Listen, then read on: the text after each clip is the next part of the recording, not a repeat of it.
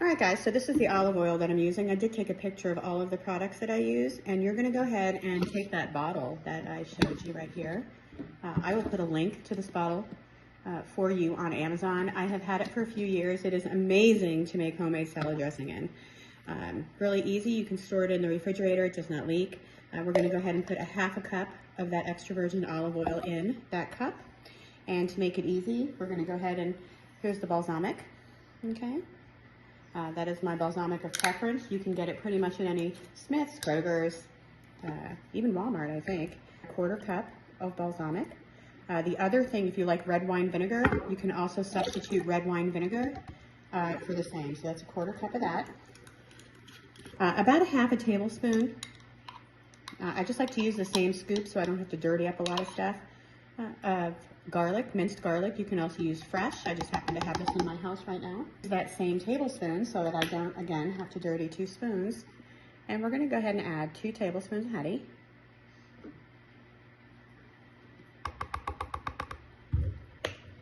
So easy. I use this whole earth. You can get it in the individual packs.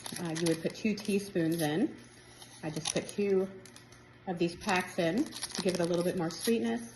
I know the honey can do it if you don't like it, but you can get a little more tartness. We're gonna go ahead and we're gonna take a nice teaspoon of Dijon mustard, plop that on in there.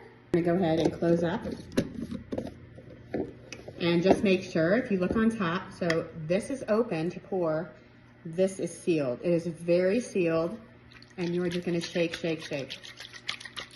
It is absolutely amazing. Subscribe and like to Nash Vegas Sisters. I love to cook. I'm going to start putting a whole lot of recipes on, simple things that you can daily do for your family, or if you're an individual, something quick. So I hope you liked it, and I'll see you again soon.